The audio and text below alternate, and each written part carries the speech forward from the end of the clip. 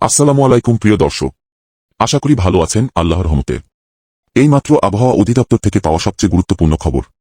মে মাসেই আসছে ঘূর্ণিঝড় মেরাল, কবে এবং কোথায় আছড়ে পড়তে পারে ঘূর্ণিঝড় মেরাল সম্পূর্ণ জানিয়ে দিব ভিডিওতে, সঙ্গে থাকুন। আর সবার আগে সঠিক আবহাওয়ার খবর জানতে আমাদের চ্যানেলটিকে সাবস্ক্রাইব করুন। এপ্রিল মাস থেকেই শুরু হয়েছিল তাপপ্রবাহ। 6 মের পর স্বস্তির বৃষ্টি হলেও 14 মে এরপর আবারও শুরু হয়েছে মৃদু থেকে মাঝারি তাপপ্রবাহ। এর মাঝে মাঝেই দুঃসংবাদ দিল হাওয়া অফিস।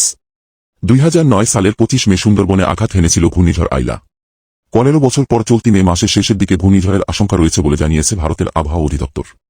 তাদের মতে বঙ্গোপসাগরে তৈরি হচ্ছে ঘূর্ণিঝড় ফ্রেমাল, যা মে মাসের শেষের দিকে পশ্চিমবঙ্গ এবং বাংলাদেশের উপকূলে আছড়ে পড়তে পারে। মে মাসে বঙ্গোপসাগরে দুটি নিম্নচাপ সৃষ্টি হতে পারে। 20 মে দক্ষিণ বঙ্গোপসাগরে তৈরি হতে পারে ঘূর্ণাবর্ত। এরপর সেটি ক্রমে উত্তর দিকে হয়ে শক্তি বাড়িয়ে 24 মে ঘূর্ণিঝড়ে পরিণত হবে।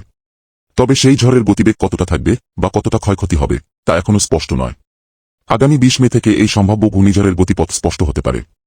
তবে কোথায় কত গতিতে এই ঘূর্ণিঝড় আঘাত হানতে পারে তা এখনই বলা যাচ্ছে না। অনুমান করা হচ্ছে পশ্চিমবঙ্গ বা বাংলাদেশের মধ্যে কোথাও এটি আছড়ে পড়তে পারে। এই ঘূর্ণিঝড়ের জেরে 24 মে রাত থেকে বৃষ্টি শুরু হতে পারে উপকূল এলাকায়। বৃষ্টি চলতে পারে 26 মে পর্যন্ত।